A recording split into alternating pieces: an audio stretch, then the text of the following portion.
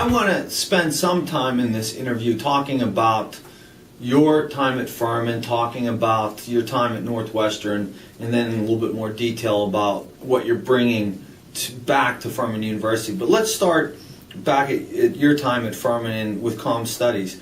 I asked this question to a lot of alum, which is to say, how did we do in preparing you particularly for graduate school in public address, in comm theory?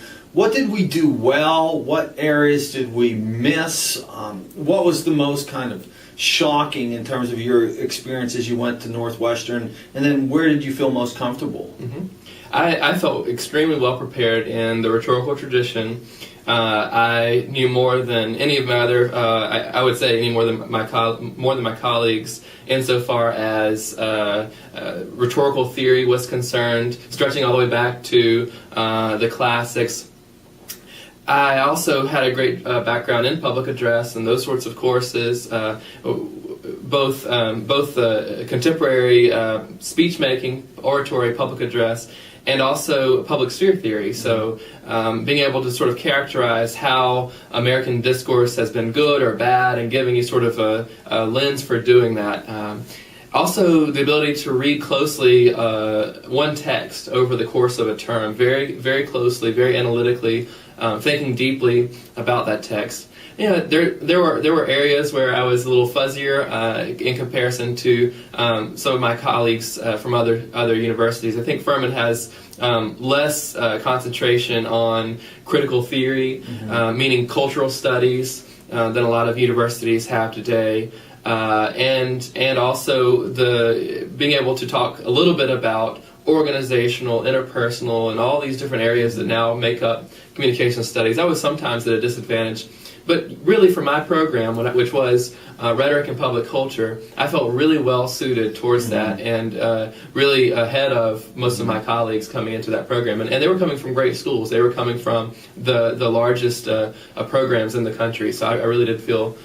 How about in terms of the level of work? Did you feel like the amount of work that you had to do at Furman was comparable to what your other colleagues experienced coming in? Or, of course, there's a little bit more that you had to do in graduate school, but you were prepared for the amount of work and the type of work, like you just mentioned, a kind of close reading of text. Yes. Did you feel like we had given you enough work such like, okay, I understand what it means now to be at a graduate school level? Yeah, you sure did. And I think too the difference has been with the curriculum change. That, it used to be 4 or 5 days a week we have class. So I was expecting, or I had been accustomed to every day reading a small chapter. And of course, when you get to graduate school, they'll usually hand you 200 or 300 pages and say, here for next week, condense this. Formulate an opinion on some of these texts. You need to deliver this part of the presentation, that sort of thing. So it's a larger chunk. Right.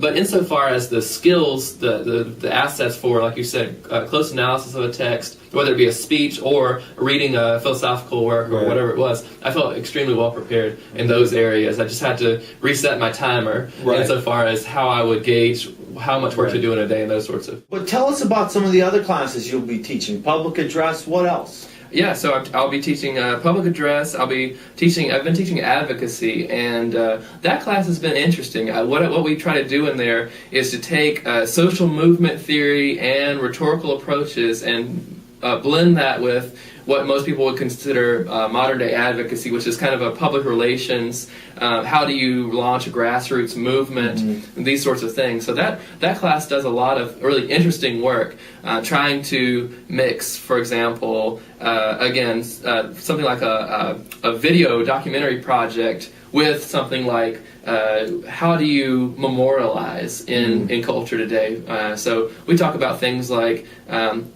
war memorials, the AIDS quilt, important public speeches, but also campaign flyers. This term we even talked about cookbooks, how they helped the women's suffrage movement, which is a dissertation written by a friend of mine, Cindy Richards.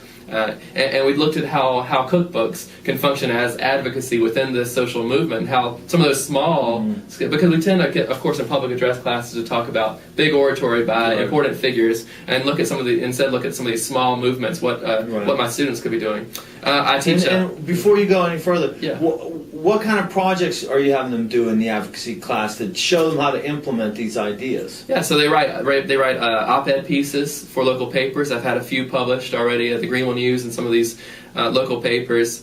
I have them do the video documentary project. I have them critique. The focus right now is on sustainability, and so they critique greenwashing in corporate advertising. So they'll look at an advertisement for, say, some large brand out there, and they'll say, how are they spinning their green approaches? How are they covering over how much or how little they're really doing on the green initiatives? Radio spots. I think these are actually going to be broadcast on South Carolina Public Radio.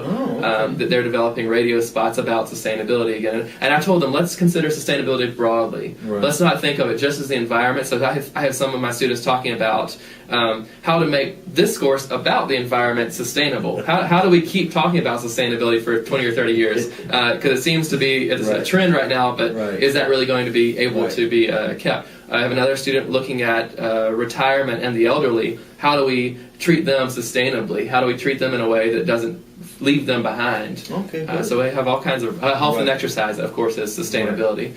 So we have lots of different focuses. And then you're teaching argument for us? Yeah, argumentation, sure. So there we look at theories, we look at theories of argument, we look at how to identify fallacies, argument schemes, and then we get the students up debating.